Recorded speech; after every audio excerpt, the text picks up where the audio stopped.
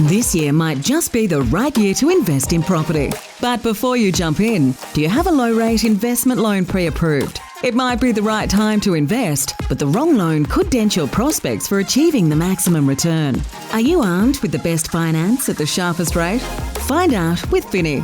Call us now on 1300 002 023 and find out what you could save. Or visit our website, finny.com.au to book an appointment.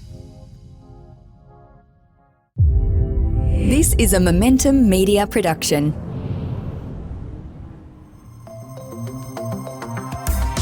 Welcome to the Smart Property Investment Show, the podcast by investors for investors. Hello, everyone. Welcome back to a brand new episode of the Smart Property Investment Show. I'm Grace Ormsby, and it is an absolute pleasure to be talking through another investment story with you today. An investor that we haven't talked to before, but we did have her husband on the show a couple of weeks back, and he name dropped her. And we thought we're going to have to get Kerry along to talk it through herself. So please welcome to the show, Kerry Rolando Lowbridge. Kerry, thank you so much for taking the time. Thank you so much for having me, Grace. I'm very excited. We were talking off air about how it is hard to find female investors out there who are, taking on a property portfolio journey for themselves. And so I am so excited to be talking to you about it today. And I just wanted to preface the conversation with that to everyone who is listening along. We're always on the lookout for more female investors because we know they're out there. They're just less willing to put their hand up. So please don't hesitate to reach out. Kerry, I know you were saying the same. You just don't really have, the network of people around you that you feel you can talk to about these kind of things. Yeah, definitely. I actually get slightly jealous of my husband who gets to have, weekly catch-ups with some of his male friends who are in property development. And I've done some things too. And I just love another female who I could talk to about it, bounce ideas, get excited about where each other are thinking about going next. And just hearing another journey. I mean, hopefully that's one of these things that this podcast can achieve, maybe some breaking down of some of those barriers between female investors. And that is something that is very close to my heart as well. Kerry, I'd have to ask, what really got you interested in investing in property in the first place?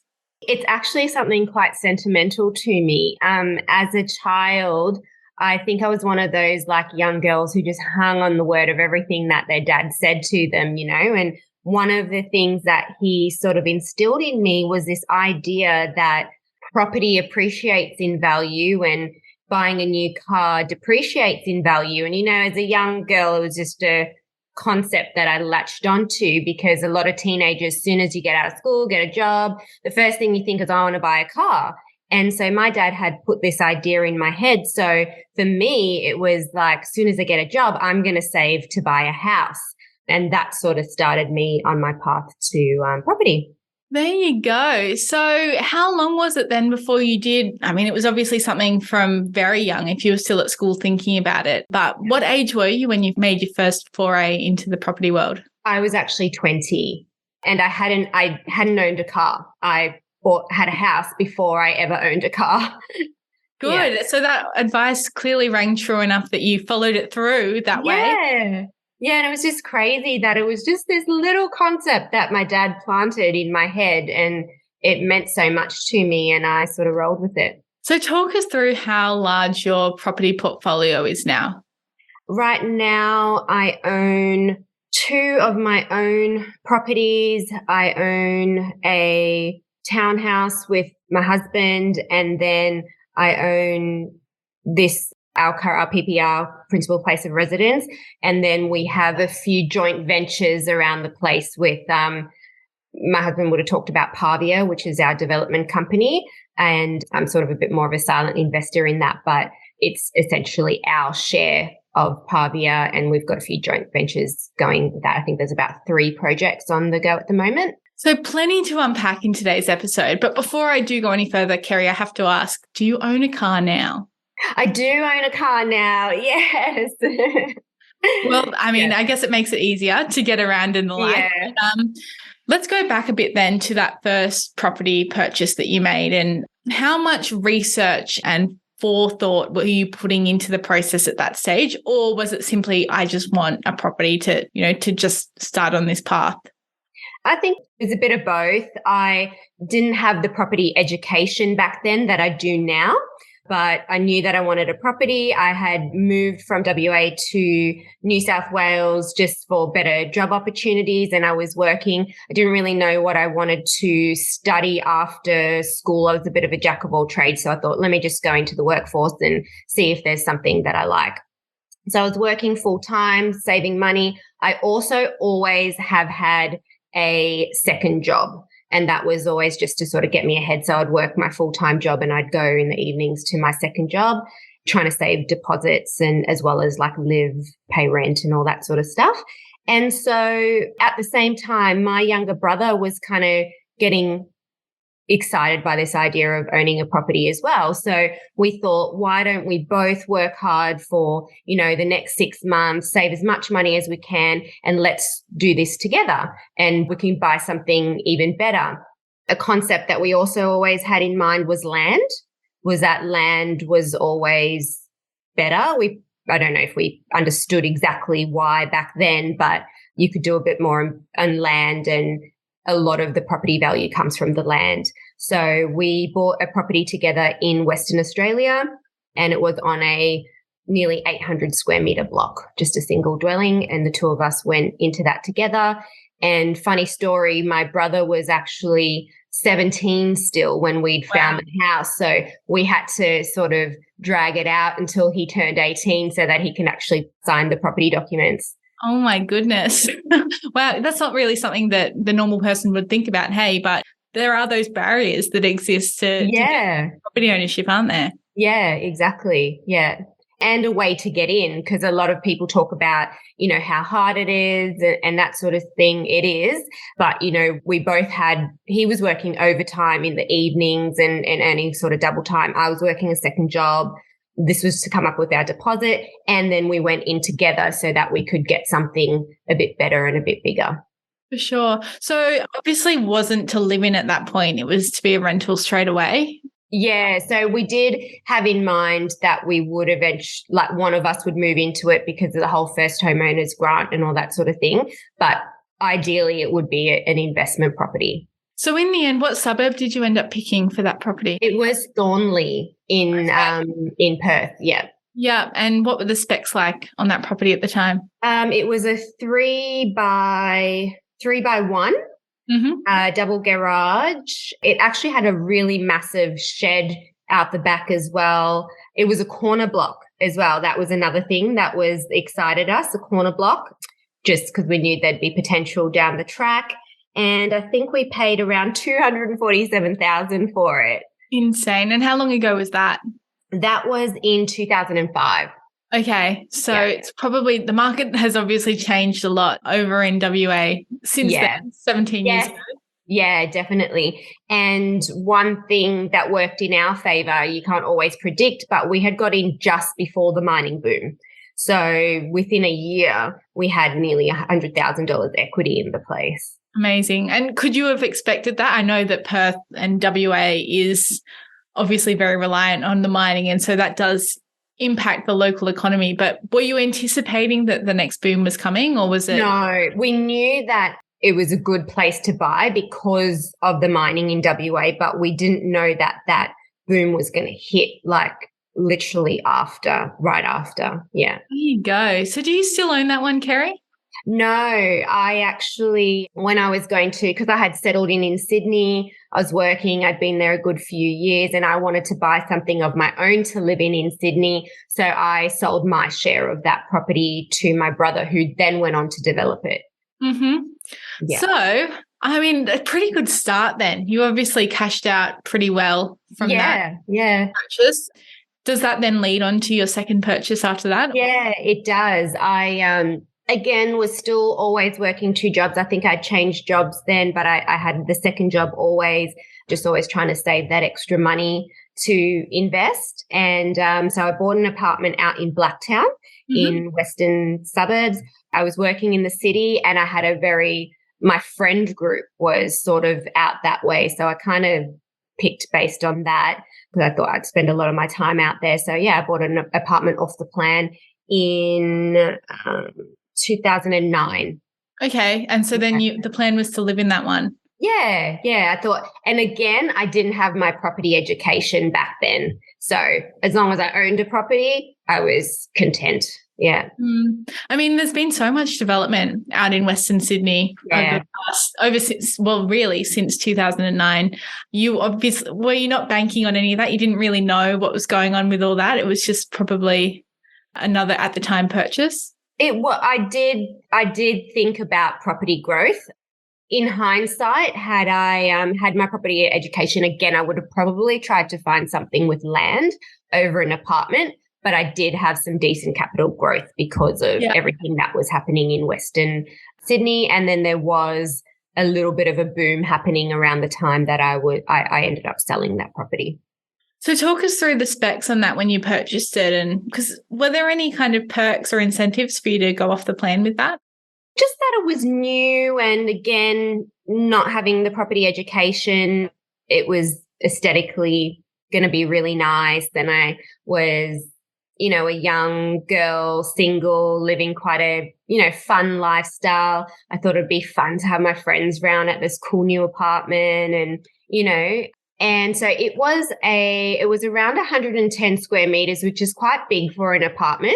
It was a split level apartment. So you walked in and you had the kitchen and the living room downstairs, kitchen, dining and living room. And then you went upstairs, you had a really long hallway and you had 2 bedrooms, 2 bathrooms. Okay. So a decent property for Blacktown. Yeah, it was really nice. You came in and it almost had a feel of a smaller house or townhouse because it was quite big. Yeah. And I assume you would have been a little bit before all that kind of mass development that we've seen out there in the last couple of years. Yeah, it was. It was one of not the only apartment buildings, but there was still a lot of land around. Yeah. Well, we're going to take a quick break there, but we've still got plenty to talk about after the break. So we'll see you on the other side with more from Kerry Rolando Lowbridge. Welcome back to this episode of the Smart Property Investment Show. I'm joined by Kerry Rolando Lowbridge, and she was, I guess, dobbed on for her property portfolio by her husband a few weeks ago. And I went, we need to get Kerry on the show to talk through her own investment journey. And Kerry, it's been interesting so far. We're on to that second property that you purchased, which the first one was in WA, the second one was in Western Sydney. How long did you end up living that fun lifestyle in your Sydney apartment? So I bought it in 2009 and sold in 2014. 5 years? Yeah. So, and 2014 was around the time that I had met my husband, which is a funny story because he ended up being my broker. Yeah. So during those years, I had a better job. I was earning a bit more. And in that time, I was always a bit of a thinker in terms of how am I going to create a better lifestyle for myself. I would go to some of those catchy seminars where they tell you can get rich and all those sort of things. And there was always a bit of a get rich scheme that didn't really sit with me. And then I discovered the property education circuit. So I'd been going to a few things like that. And then there was one that sort of stood out to me. I went along with one of my girlfriends for a bit of education, and we ended up signing up and doing the education course. We went to the big seminar that they did, and in it, I kind of realized that they had all these big ideas about JV partners, like joint venture partners, teaming up with people, no money down deals, all that sort of stuff. But overall, I kind of looked at it and said, I'm not really in a position to do anything. It was a lot to do around changing your sort of property strategy to more of a positively geared strategy rather than, just having your one home being mortgaged to your max and just paying that off, for the remainder of your career. So during that property circuit, I kind of realized that I need to take the next year or so to kind of get my income up and get my bills down and get my property paid off a little bit and create a little bit of room for me to be able to do something else. So when I was ready, which would probably be in late 2013 or maybe early 2014, I had gone to another seminar, and the company that they team you up with to have a look over your finances and potentially do your loan just happened to be the company that my husband now worked for. So I approached the company. The receptionist sort of answers and takes your details and tees you up with a broker, a random broker. It's just all done over the phone.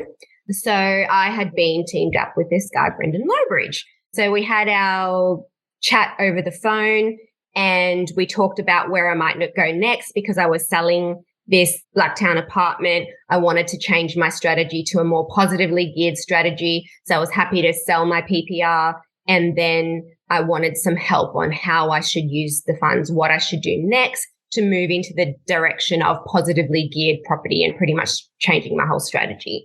So, the catch up went great. I decided to engage the company to do my next loan when I do find a property. And the suggestion that I had gotten from them based on the education that I was learning was to buy a cheaper property in maybe like the North Coast or something like that, and manufacture growth. So do like a renovation. So buy a property that's a bit under what the median house price is in the area and create your own growth. So it was a scary concept. But in that process, I met Brendan. It was just over the phone. And when I had found my property and wanted to do my loan, I had to send my ID through. And after I sent my ID through, I started noticing I was getting some really extra special, advice and treatment from this broker, like answering calls on the weekend and messages on the weekend. And I thought, hey, this is great service. Wow, this is a really good company. And yeah, he had other ideas in mind. So, one thing led to another. We got to catch up in person and we're married now. And the rest is history. Yeah, the rest is history. Yeah. Clearly. So, I don't think we talk about many love stories on this podcast, but I'm so glad we've been able to today. But turning our attention a little bit back to that Western Sydney apartment, how much did you buy it for in the first place? Yeah. So I purchased it for $325,000 and I sold it for $420,000. So pretty good upside. Yeah, not too bad in that like 5 or 6 year period that I had it. And I had paid, obviously your deposit you put in, I'd paid off a little bit in that time. So I was left with a chunk of money to then go and do something else.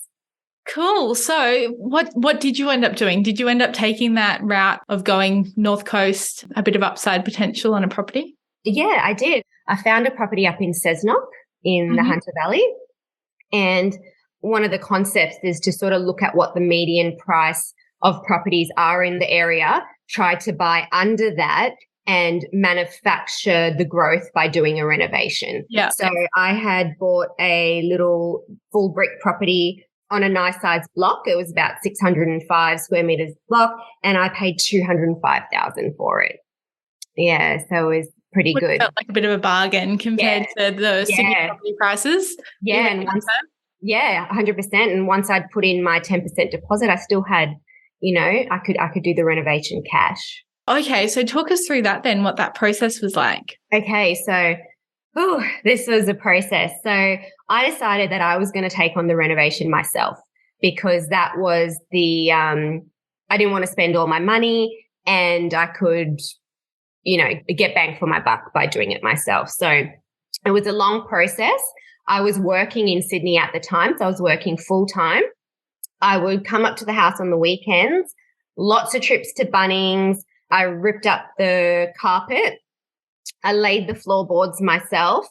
I took the cupboards off the kitchen, sanded them down, lacquered them, added some extra cupboards. I was painting. I was putting skirting on, all these sort of things. I was just learning, YouTubing, that sort of stuff.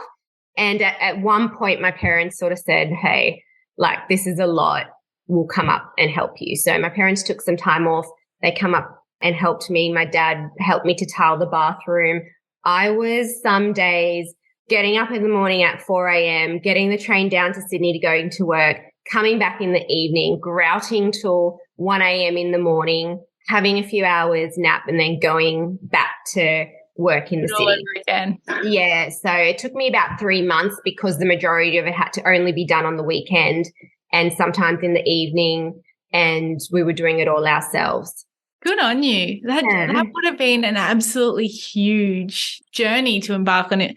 Had you done much like that before? No, I've always been pretty handy around the house, but nothing like that. And it was incredibly daunting. It was when I was first given the concept by Brendan and the company that, this could be a first step for you. It was so daunting. One of the riskiest things I'd ever had to throw myself into in my life. And I just must have been in an amazing headspace to have gone, okay, I'm going to do this because. Challenge accepted. Yeah, exactly. Yeah. So what were the specs on the house? Was it, you said full brick, but what was the bedroom and bathroom situation like? Yeah, so it was all quite old. I mean, fully brick, but the flooring was like lino in the kitchen. The carpets were old.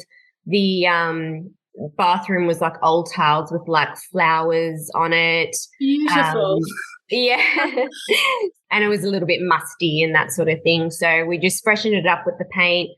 Like I said, ripped up the carpets. The bedroom carpets, there was 3 bedrooms and I think 2 of them had robes on them.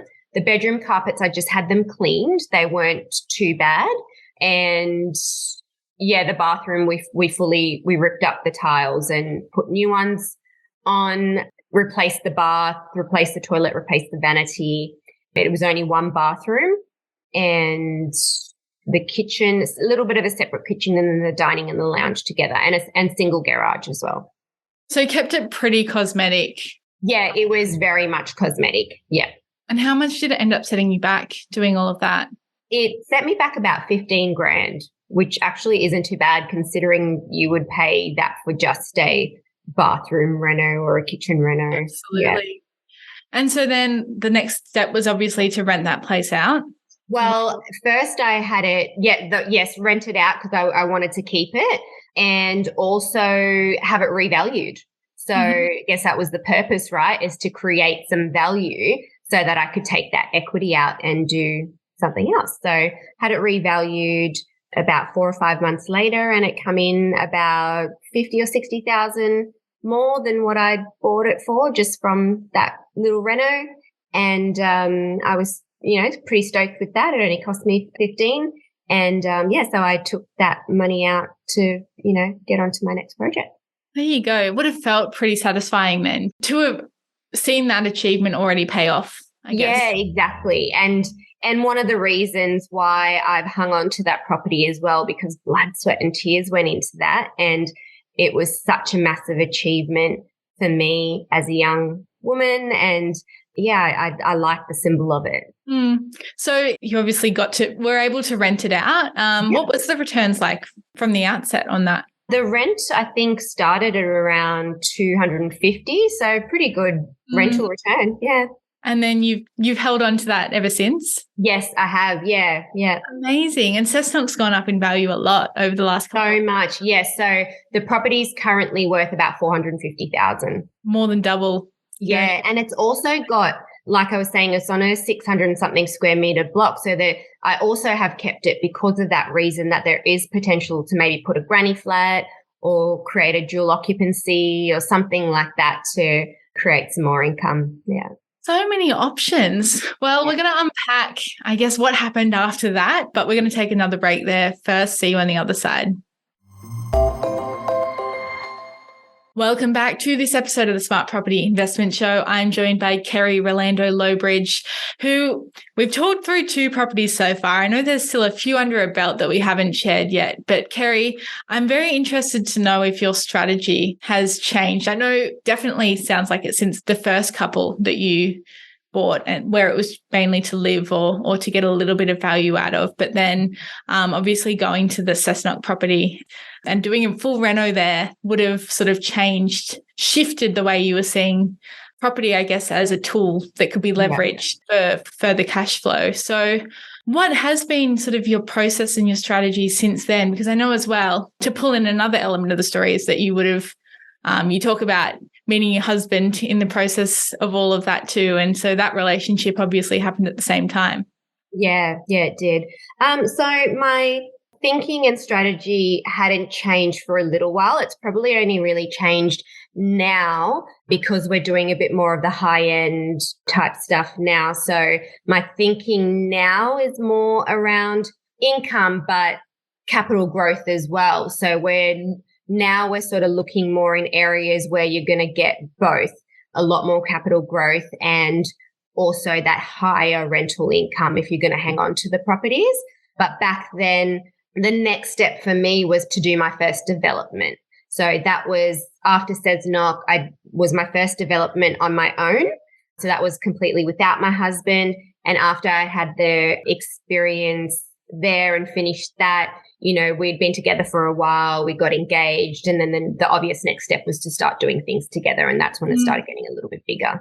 I think it's very cool though, Kerry, that you've kept your own property portfolio separate to what you jointly do. And I know it is a little bit of an interesting one in that you've both got your own projects going on at the same time. But was that intentional to sort of keep your own stuff for yourself?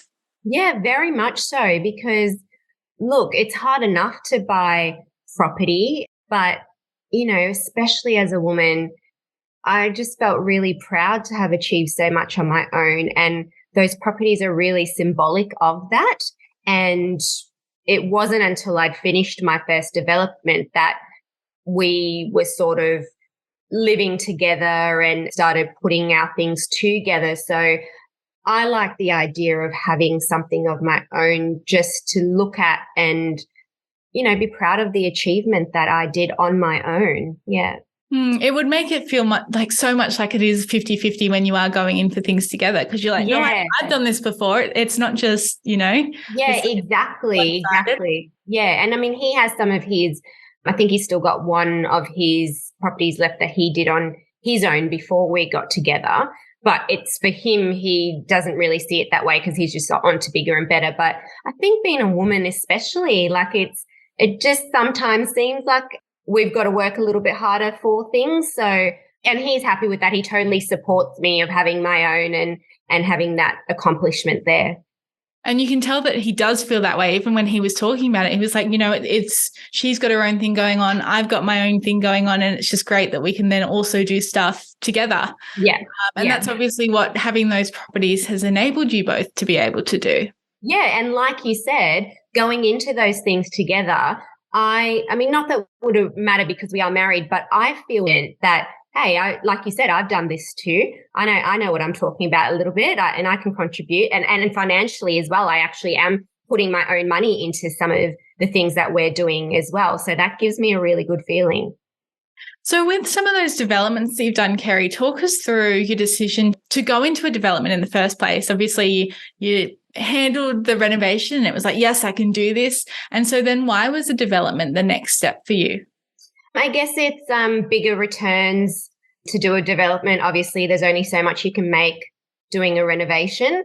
And with the education that I had gone through and learned, it was sort of the natural progression. I mean, there are some people who might just continue to do some renovations to create these little chunk change deals. And also in saying that, I did have the confidence of being now in a relationship with somebody who had done their own. So while I did have the confidence to do my own, I had that extra confidence that, hey, if anything happens, I can rely on some of his expertise to help me through that. Yeah, cool. So what was that first, when you took the plunge, what was the specs of that property? Okay, so I bought a block of land in a new subdivision out in West Wallsend. It was called Apple Tree Grove. I bought a large corner block and I subdivided the block and built 2 dwellings on the block. And that West Wallsend used to be pretty much the edge of Newcastle. It doesn't feel like that anymore, does it? Yeah, you've got $1 million properties out there. Insane. So how did that process go for you? You mentioned, you had the confidence to do it. Did it all happen really smoothly? It wasn't smooth because, again, I then had this pressure to keep my job in Sydney because I was on quite a good income there and I loved my job and I loved my career. So I was then living in Newcastle. Brendan and I had moved in together and I was traveling 6 hours a day door to door to get to my job in Sydney. But I knew that I couldn't make that kind of money in Newcastle and I wouldn't be able to fund the construction of this place. So Brendan had set me up with his contacts for people who to go to do the council process of getting the DA approved to do the 2 dwellings and who would then also do the design work and that sort of stuff for you to then sort of find a builder and tender it out to a couple of builders and stuff like that. So it wasn't smooth, even though I did have those contacts. I was trying to do it in my lunch breaks, look over plans, look over the DA stuff from council, understand what was going on. It's quite an in-depth process. After hours, on my weekends, getting frustrated by not understanding the cost of things. Every time you ask for a report that has to go to council, it's $500 here, $1,000 there, that sort of thing. So it wasn't a smooth process, but it was a massive learning. And hopefully, did it pay off in the end? It did. 100% paid off in the end. And you can't, when you're doing your feasibility study for a development, you can't rely on growth in that time. You need to do the numbers as it is at that time and ensure that everything's going to work as it is. But luckily, even though I had some extra costs along the way that I didn't anticipate, I had a little bit of capital growth in the time that I was able to sell for an amount that still gave me the percentage that I wanted profit to make. So did you sell both of them at that time? No, I only ended up selling one. Yep. Again, I wanted to keep one, again, just for me, for the accomplishment. And also the growth that was starting to come out of West Wallsend. And it was a new property, a decent sized property. It was a 3x2 with a double garage and brand new, good rent. I thought, hey, let me hang on to this. And that has paid off. Yeah. So you've still got that one? I've still got that one, yeah. Good on you. So how is rent on that one at the moment? So I've always been really super lenient with my tenants. I've always sort of given them a little bit under the median rent just for loyalty, because I've always felt like I've gotten loyalty back from them and they sort of stay and keep renewing their leases and they look after the properties. So, I mean, the rent was always good, but with everything that's happened in the past year and a half with the interest rate rises, I had discovered recently that my rents are between $100 and $200 under what the market value currently is. So I'm just, and my repayments aren't being covered by the rents now and all the expenses. So I've just been looking at that a bit recently, but overall, really great rent. So cool, Kerry. And I love that you keep holding on to properties because of the pride that comes with it too. You can tell that it's not just about the money for you. It's about a sense of achievement and it almost feels a bit like a legacy that you're growing as well, which I just think it's a really nice perspective to be hearing. Yeah, definitely. So what have you done since then? Obviously holding on to that one and you got some money from the sale of the other property. So what have the last couple of years looked like for you? Yeah, so I had about 240,000 over because the bank doesn't let you sort of max out with your loan to value ratio. So I think I had to get them both down to under 7. Well, that's the one I kept. I think I had to get it under 75% or something like that. So I couldn't get all the money out, but I think at the end I had about 240,000 left. So a large portion of that I've put into our principal place of residency that this is the most recent one we've done. And the others some of it I put into some of the other things that we're doing with the joint venture type stuff. But in between then, Brendan and I had done, I think while I was building the one at West Wallsend, we had bought a block of land in Spears Point together. And on that, we did a 4-dwelling townhouse development together. And then the next lot of ones were within the development company, which is split 3 ways with Brendan and his partners. So cool. I mean, obviously you've got some massive skills under your belt as well at this point in time, as well as a little bit of equity behind you. Yeah. Where are you looking to take this adventure next? So I have sort of taken, obviously with our principal place of residency, we did a development on this one as well. And we built through COVID, which is another story in its own. And in that time, I had a little baby. He's nearly 2 years old now. So I have kind of taken a bit of a step back and been really involved with him and Brendan, sort of managing the developments a bit more. But recently, after a bit of a powwow with our business coach, he's kind of like given me this energy to reignite my passion. So I think I will leave Brendan to do the bigger, not do the bigger ones all on his own, but more sort of oversee those, because those are focused a bit more on really growing our wealth for the future. But I want to find the fun in it again. So I'm maybe looking to, like the Cessnock property I told you had a bit of land, I'm maybe looking to do a fun extra dwelling on that one, and potentially find some energetic women who are looking to maybe do some fun JV partnerships, a renovation or build a dwelling out the back of a property and renovate the front property, or a small townhouse development or something like that in the future. There you go. I like that you bring up a little bit of fun. Like, it is meant to be fun, isn't it? There's obviously been a lot of sacrifices that have come along the way with your property investment journey, Kerry, but seeing that you're still seeking out that fun, I think we don't talk about it enough. Yeah. I mean, but I feel like we're in that place now where I can find a little bit of fun in it, because a lot of that beginning stage, while there is fun with the design aspects and all that sort of stuff, it can be super stressful, and you want to make money because you put so much money into it, and the stress of that can take away a little bit of the fun. Building through COVID can take away a bit of the fun. So I definitely want to find the fun again by doing some, smaller things outside of our things that we're doing together, just for some enjoyment for me, and maybe even helping some younger women who are looking to get started or are looking for someone who has the experience to do a joint venture with. There you go. You heard it here first. I think that's such a cool thing to be putting out into the universe, Kerry. We don't hear enough about either the collaboration that can become possible, I think, with property investment. Yeah. You don't have to do it all by yourself, do you? Definitely. And definitely not getting started as well. You don't have to do it on your own. Yeah.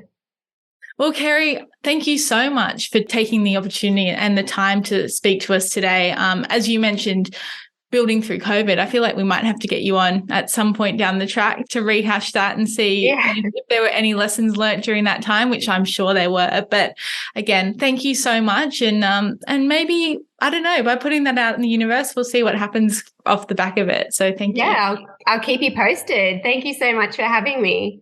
Please do. Can't wait for the update there. To everyone who is listening along at home, we hope you have enjoyed this episode. Please like or review us on whatever platform that you do listen to the Smart Property Investment Show on. If you have any questions, don't hesitate to reach out either. editor@smartpropertyinvestment.com.au. Stay up to date with us on our social media, Facebook, Twitter, and LinkedIn. That's all we've got time for today. Until next episode, stay safe and well wherever you're listening from. Bye-bye.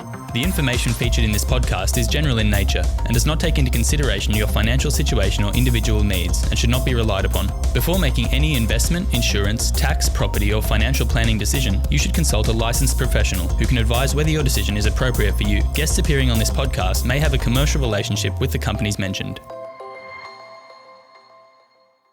Have you signed up to HR Leader? Go to hrleader.com.au to subscribe. Receive the latest HR and people leadership insights and news.